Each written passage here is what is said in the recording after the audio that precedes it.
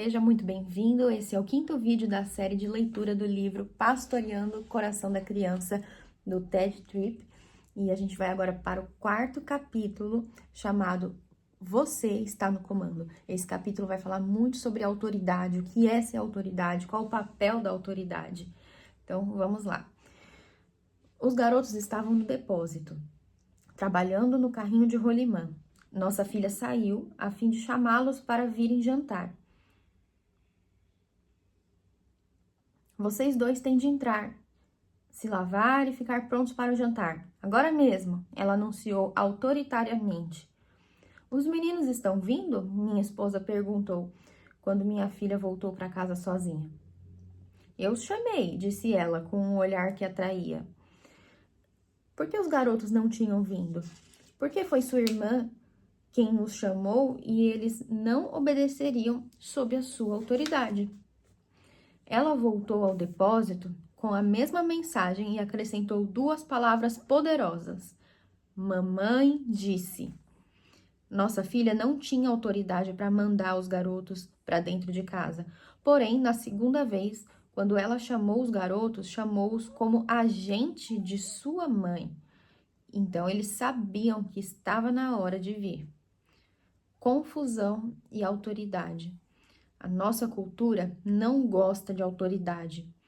Não é apenas que não gostamos de estar sob autoridade, mas também não nos agrada sermos autoridades.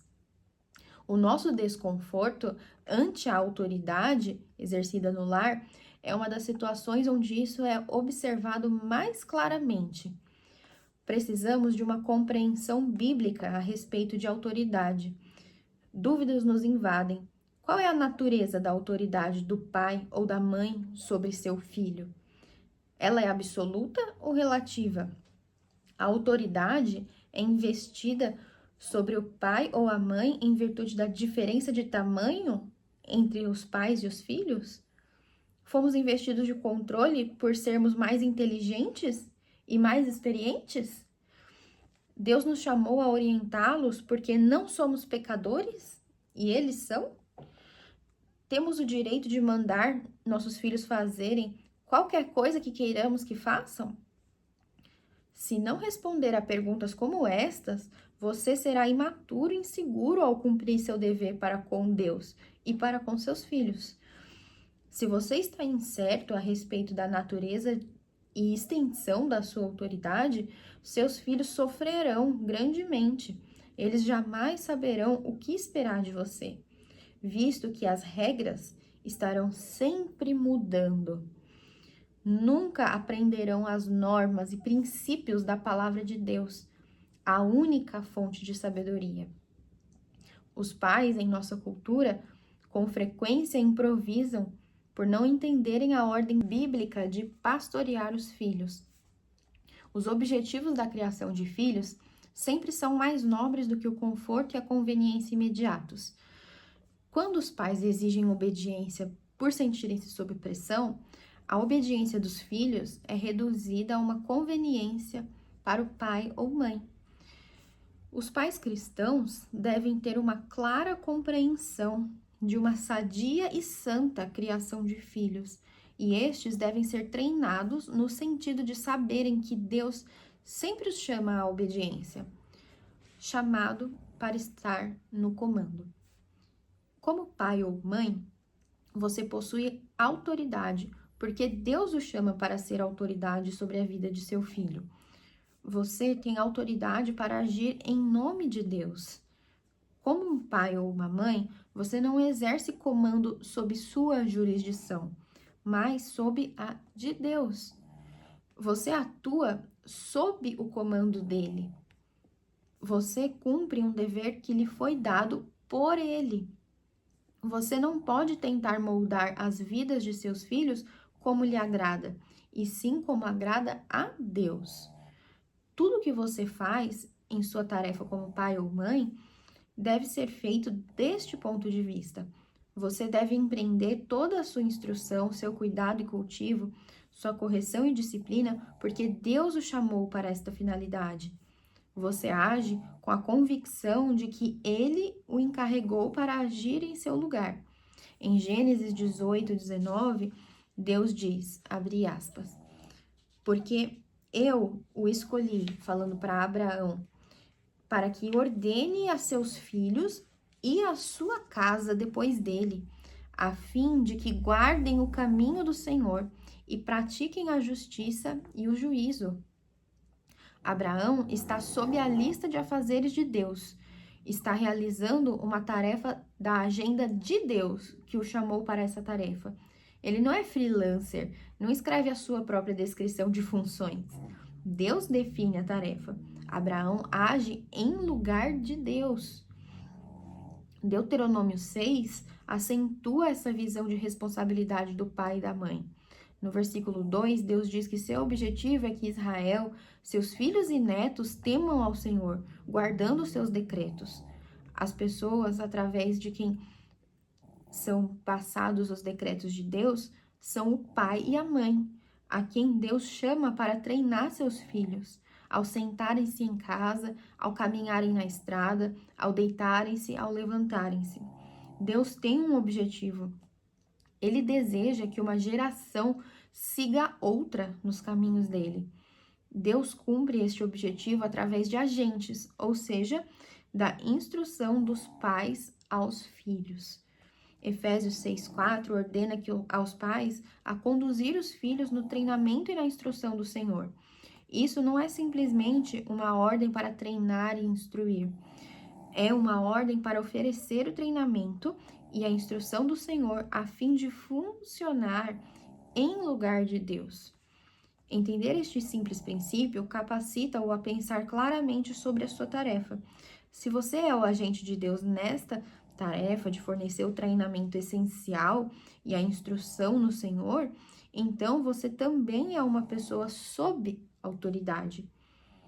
Seu filho e você estão no mesmo barco.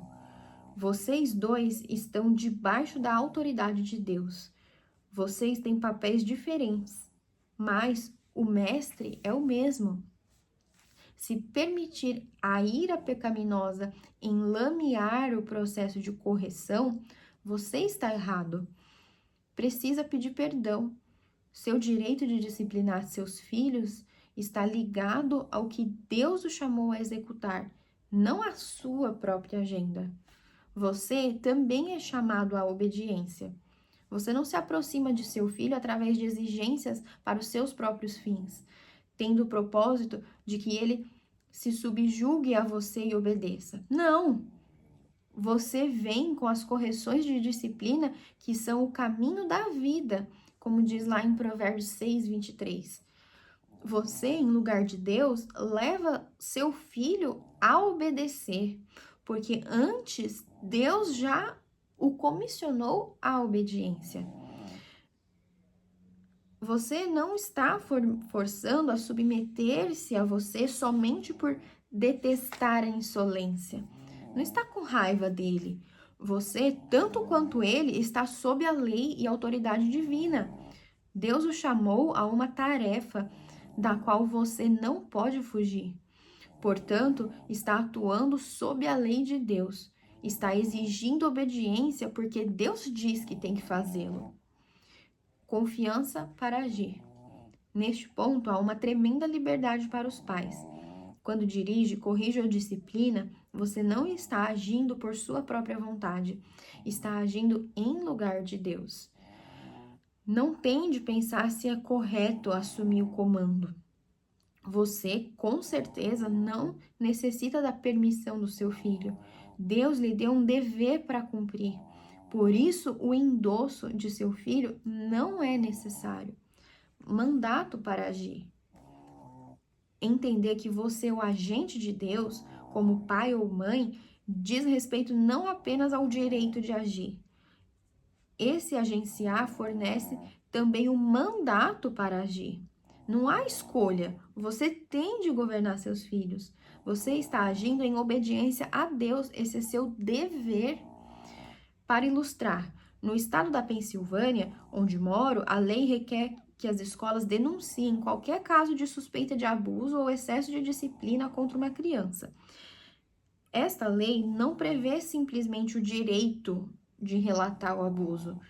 Ela exige que o abuso seja relatado. O diretor da escola não tem direito à discrição a fim de decidir se vai ou não relatar o abuso à criança. A lei exige o relato. Da mesma forma, o fato de você ser chamado por Deus a ser uma autoridade no treinamento de seus filhos não lhe dá apenas o direito, mas também a responsabilidade de treinar. Como um administrador de escola, observo que a maioria dos pais não entende o quanto é próprio e necessário estar no controle da vida de seu filho. Em vez disso, os pais assumem o papel de conselheiro. Poucos estão desejosos a dizer, por exemplo, preparei aveia para o seu café da manhã, é alimento bom e nutritivo, quero que você coma. Em outro dia, vamos ter algo que você goste mais. Muitos estão dizendo, ao contrário, o que você quer para o café da manhã? Você não quer a aveia que eu preparei? Você quer outra coisa? Isso soa muito bondoso e bem educado, mas o que realmente está acontecendo? A criança está aprendendo que ela é quem realmente decide. O pai ou a mãe apenas sugerem as opções. O cenário se repete na experiência de crianças pequenas, na escolha de roupa, horário, escolhas sociais, tempo de lazer e assim por diante. Quando a criança chega aos 6, 8, 10 anos de idade, será dona de si mesma. Na idade dos 13 anos, ela estará fora de controle. Os pais podem adular, pedir, suplicar, frustrados e irados, gritar, ameaçar, mas a criança é o seu próprio senhor. O pai ou a mãe já há muito tempo desistiram da prerrogativa da tomada de decisão da vida da criança. Como isso aconteceu? Infiltrou-se na idade muito tenra da criança, quando o pai ou a mãe tornavam cada decisão uma variedade de escolhas para a criança decidir. Alguns podem argumentar: mas as crianças só aprendem a tomar decisões se os pais lhe permitirem tomá-las. Queremos que as crianças aprendam a tomar decisões saudáveis. Isso deixa de lado a questão mais importante. Elas farão boas decisões se observarem os pais fiéis em modelar e instruir em seu benefício, através de sábia orientação e decisão. Até mesmo ao tomar uma decisão, a importância primária é as crianças estarem debaixo de autoridade. Ensine a seus filhos que Deus os ama tanto a ponto de dar-lhes paz, a fim de que estes sejam autoridades amáveis, cujo propósito é ensiná-los e guiá-los. As crianças aprendem com vocês a tomarem decisões sábias. Os pais precisam estar dispostos a estarem no comando. Você deve comandar de um modo benevolente e gracioso, porém precisa ser autoridade sobre seus filhos, definindo a criação de filhos. Reconhecer que Deus o chamou para funcionar como agente dele define a sua tarefa como pai ou mãe. Nossa cultura reduziu a criação de filhos ao cuidar. Os pais frequentemente veem a tarefa reduzida a esses termos. A criança precisa de alimento, roupas, cama e um certo tempo de qualidade no relacionamento com os pais. Em forte contraste com esse ponto de vista enfraquecido, Deus o chamou para uma tarefa mais profunda do que ser alguém que apenas cuida. Você pastoreia o seu filho em obediência a Deus. A tarefa que Deus lhe deu não é do tipo que pode ser agendada convenientemente. Ela é uma tarefa intensiva. O treinamento e o pastoreio acontecem sempre que você está com seus filhos. Ao acordar, andar, conversar ou descansar, você precisa estar envolvido em ajudar seu filho a entender a vida, a si mesmo e as suas necessidades a partir da perspectiva bíblica. Verifica lá em Deuteronômio 6, no versículo 6 e 7, a referência para esse comando. Ao engajar-se no pastoreio de seus filhos, você precisa ter intimidade no relacionamento. Vocês têm de entender como seus filhos agem e reagem. Se você tiver de orientá-los no caminho do Senhor, assim como Gênesis 18 ordena, precisará conhecê-los em suas inclinações. Essa tarefa requer mais do que simplesmente prover alimento, roupa e teto adequados. Agora nós vamos falar sobre os objetivos claros. É instrutivo perguntar aos pais que concretos objetivos de treinamento têm para seus filhos. A maioria dos pais não pode prover com rapidez uma lista contendo os pontos fortes e fracos dos seus filhos. Também não conseguem expressar o que estão fazendo para fortalecer seu filho em seus pontos fracos ou estimular seus pontos fortes. Muitos pais e mães não sentam juntos a fim de discutir seus objetivos em longo ou curto prazo para seus filhos. Não desenvolvem estratégias para a criação de seus filhos. Não sabem o que Deus diz sobre os filhos e o que Ele requer deles. Pouco se pensou em métodos e abordagens que enfatizem a correção das atitudes do coração e não apenas do comportamento. Infelizmente, a maior parte da orientação ocorre como um subproduto de situações nas quais os filhos envergonham ou irritam os pais. Por que essa é a situação? Nossa ideia de criar os filhos não inclui o pastorear. Nossa cultura vê o pai ou a mãe como um adulto provedor de cuidado. A qualidade de tempo é vista como diversão em conjunto. Divertirem-se juntos não é uma má ideia, mas está a anos-luz de direcionar o seu filho nos caminhos de Deus.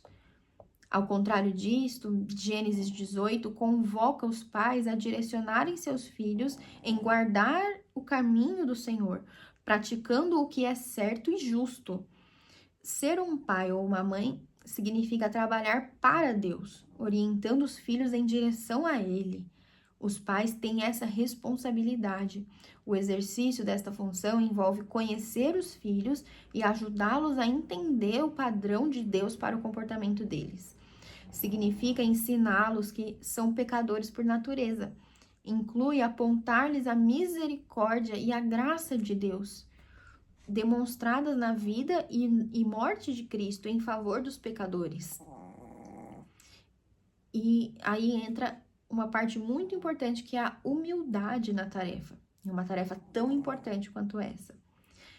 Entender a nossa função de agentes de Deus pode manter-nos focalizados com precisão e humildes na tarefa que temos como pais.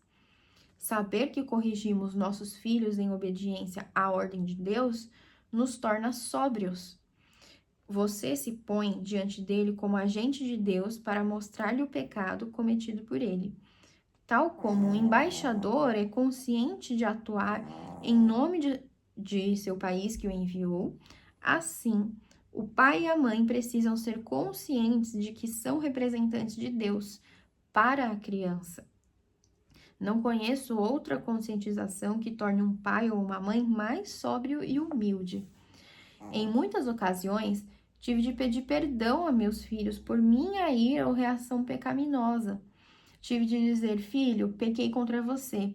Falei com ira pecaminosa. Disse coisas que não deveria ter dito. Estava errado. Deus deu-me uma tarefa sagrada e eu trouxe a minha ira pecaminosa a esta sagrada missão. Por favor, perdoe-me. O foco de sua orientação pode ser aclarado pela compreensão de que a disciplina não é agir com base em sua agenda ou vontade, derramando sua ira contra seus filhos. Educar é agir como representante de Deus, trazendo as repreensões da vida a seu filho ou filha. Você somente turva as águas quando a base da disciplina é o seu desprazer em relação ao comportamento deles, em vez de alicerçar-se no desprazer de Deus para com a rebelião contra a autoridade estabelecida por Ele. Não há lugar para ira. falei a inúmeros pais que genuinamente achavam que a sua ira tinha um lugar legítimo no coração, ou melhor, na correção e na disciplina. Eles raciocinavam que poderiam trazer seus filhos a um temor sóbrio de desobedecer, somente se lhes mostrassem ira. Dessa forma, a disciplina torna-se uma ocasião em que a mãe e o pai manipulam seus filhos por meio da explosão de ira. Através disso, a criança aprende o temor do homem e não o temor de Deus. Tiago 1, 19 e 20 demonstra a falsidade da ideia de que os pais deveriam enfatizar a correção com ira pessoal. Abre aspas aqui para o apóstolo Tiago. Sabeis estas coisas, meus amados irmãos. Todo homem, pois, seja pronto para ouvir, tardio para falar, tardio para se irar, porque a ira do homem não produz a justiça de Deus. O apóstolo Tiago não poderia ser mais claro. A vida reta que Deus deseja nunca é produto da ira incontrolada. A ira humana pode ensinar seus filhos a temerem-no. Podem até mostrar um melhor comportamento, mas isso não trará retidão bíblica. Qualquer mudança no comportamento que é produzida pela ira pecaminosa não levará os seus filhos a Deus. Ela os levará a afastarem-se de Deus. Os conduzirá em direção à idolatria de temer o homem. Não é de se admirar que Tiago enfatize dizendo: sabeis estas coisas, meus amados irmãos. Se você corrige e disciplina seus filhos porque Deus ordena, então é necessário não confundir sua tarefa com sua ira. A correção não é mostrar ira pela ofensa deles, é lembrá-los de que seu comportamento pecaminoso ofende a Deus. A correção é demonstrar a censura de Deus contra o pecado, em especial nos assuntos que lhe dizem respeito. Deus é o rei, portanto, os filhos devem obedecê-lo. E sobre os benefícios para a criança, será que tem algum? O pai dirige-se ao filho em nome e pela vontade de Deus. Como pais, vocês podem ensinar seu filho a receber a correção, porque este é o meio provido por Deus. A criança aprende a receber a correção, não porque os pais sempre estão corretos, mas porque Deus diz que a vara de correção transmite a sabedoria, e qualquer pessoa que atende à correção mostra prudência. Provérbios 15, 5 e 29, 15. A criança que aceita essas verdades aprenderá a aceitar a correção. Tenho sido quebrantado e surpreendido ao ver meus filhos aceitando a correção no final de sua adolescência e nos primeiros anos da vida adulta. Não porque lhes dei orientação da melhor maneira que existe, mas porque foram persuadidos de que o que rejeita a disciplina menospreza sua alma. Porém, o que atende à repreensão adquire o entendimento. Provérbios 15, 32. Eles entendem que o seu pai é o agente designado e usado por Deus no papel da autoridade para orientá-lo nos caminhos dele. Portanto, embora eu não seja um instrumento infalível na obra de Deus, eles sabem que receber a correção lhes trará entendimento. Em resumo, discernir essas questões pode lhe dar força e coragem enquanto realiza a tarefa para a qual Deus o chamou. Você é autoridade sobre seu filho, porque Deus lhe chamou para orientá-lo. Como diz em Gênesis 18, versículo 19. Você o orienta sob a autoridade de Deus. Seu direito de estar no comando é derivado da autoridade divina. Você não precisa ser indeciso ou ditatorial. Você é o agente de Deus, com o objetivo de mostrar o caminho dele a seu filho. É o agente de Deus para ajudar seu filho a entender a si mesmo como uma criatura inserida no mundo criado por Deus.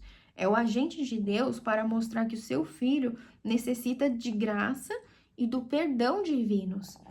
Você depende de Deus para dar-lhe força e sabedoria para essa tarefa. O pensamento claro sobre a função de disciplinar ilustra a importância de ver a si mesmo como agente de Deus, chamado por ele para estar no comando. E aí existe uma grande diferença: a disciplina corretiva, que não é punitiva. Corrigir é diferente de punir. Se a correção centralizar-se no pai ou na mãe que foi ofendido, então o foco será expandir a ira ou talvez vingar-se. A função é punitiva nesse caso. Se, porém, a correção centralizar-se em Deus como ofendido, o foco é a restauração. A função é restauradora. Destina-se a levar a criança que desobedeceu a Deus de volta ao caminho da obediência. É corretiva. Disciplina é uma expressão de amor, não é o oposto de amor. No intervalo para o café, em uma conferência para pastores, ouvi alguém conversar. Eram pais falando a respeito de seus filhos e não resisti em ouvir. Sou muito duro com eles, comentou o primeiro. Eu os disciplino o tempo todo. Eu realmente preciso. Minha mulher os ama demais para discipliná-los. Acho que você e sua esposa precisam estabelecer um equilíbrio, observou o outro. Sim, continuou o primeiro, refletindo. Nós precisamos de algum equilíbrio entre a disciplina e o amor. Quase me engasguei com o pastel que estava comendo. Equilibrar disciplina e amor? Pensei em Provérbios 3:12. Abre aspas. Porque o Senhor repreende a quem ama, assim como o pai ao filho a quem quer bem. Fecha aspas. Então, Provérbios 13:24 veio rápido à minha mente. O que retém a vara aborrece o seu filho, mas o que o ama, cedo o disciplina. E ainda, Apocalipse 3:19. Eu repreendo e disciplino a quantos amo. Como é possível equilibrar disciplina e amor? Disciplina é uma expressão de amor. A conversa que escutei não é incomum. Muitos pais carecem de uma visão bíblica de disciplina. Eles têm a tendência de ver a disciplina como vingança, vingar-se dos filhos pelo que fizeram. Hebreus 12 torna claro que a disciplina não é punitiva, mas corretiva. Hebreus 12 considera a disciplina como uma palavra de encorajamento e a dirige aos filhos. Aquele livro diz que a disciplina é um sinal de identificação de Deus conosco, como nosso Pai. Deus nos disciplina para o nosso bem, para que tenhamos parte em sua santidade. Ele diz que, embora a disciplina não seja agradável, mas dolorosa, ela produz uma colheita de frutos de justiça e paz. Em vez de ser algo para se equilibrar, como se fossem opostos, sabe? Com o amor, ela é a mais profunda expressão de amor. Deus fornece a compreensão sobre o que é a disciplina. Sua função não é principalmente punitiva, é corretiva. O principal motivo da disciplina não é vingar-se, mas corrigir. Ao disciplinar biblicamente uma criança, seus pais estão se recusando a tornarem-se cúmplices voluntários na morte de seus filhos, como diz lá em Provérbios 19:18. O que torna essa ideia tão difícil de entender? É difícil por causa do que discutimos acima. Não nos vemos como agentes de Deus. Portanto, corrigimos nossos filhos quando eles nos irritam. Quando seu comportamento não nos irrita, não os orientamos. Assim, nossa correção não visa resgatar nossos filhos do caminho do perigo, mas antes exibir a nossa frustração. Isso é como se disséssemos: estou cheio de você, você está me deixando irado. Vou massacrá-lo, vou deixá-lo de castigo, sentado numa cadeira, isolado da família, até você perceber o que fez de errado. O que acabei de descrever não é disciplina, é punição. É uma revoltante afronta a uma criança. Em vez de produzir uma colheita de frutos de justiça e paz, esse tipo de tratamento deixa a criança irritada e irada. É de se admirar que a criança resista à vontade de alguém que se lança contra ela por ter sido uma fonte de irritação. Disciplina, como instrução positiva, em vez de punição negativa, não exclui as consequências ou os resultados do comportamento. As consequências e o resultado do comportamento são, certamente, parte do processo que Deus usa para corrigir seu povo. A Bíblia ilustra o poder de consequências apropriadas, a fim de mostrar a bênção da obediência e a destruição que advém do pecado e da desobediência. Mais adiante, veremos um pouco mais sobre isso. Embora seja verdade que as crianças disciplinadas são uma alegria para seus pais, como agentes divinos, vocês não podem disciplinar por simples questões de interesse próprio ou conveniência pessoal. Sua correção deve estar ligada aos princípios absolutos da palavra de Deus. As questões da disciplina consistem no desenvolvimento do caráter e da honra a Deus. E o inegociável padrão de Deus que nos impede a correção e a disciplina. Seu objetivo na disciplina é mover-se em direção a seus filhos, não contra eles. Você se move em direção a eles com as objeções e as solicitações da vida. A disciplina tem um objetivo corretivo, é terapêutica, não penal, assim como um remédio amargo. Ela se destina a produzir crescimento, não dor. Há outras questões na educação dos filhos que devemos observar. Você precisa entender cada vez mais o que significa funcionar como agente de Deus. Necessita preocupar-se com algo mais do que com a natureza da disciplina. Os pais devem ser orientados por objetivos. No próximo capítulo, explanaremos a questão dos objetivos na criação dos filhos. Quais são os objetivos bíblicos para a educação dos filhos? Quais são as coisas que a nossa cultura nos deu e que precisam ser avaliadas e estudadas? E agora aquelas perguntinhas que tem todo final de capítulo para sua aplicação prática. Responda essas perguntas e você vai ter um norte de como agir. Primeira, qual você pensa ser a natureza de sua autoridade como pai ou mãe? Como isso se encaixa com a visão bíblica?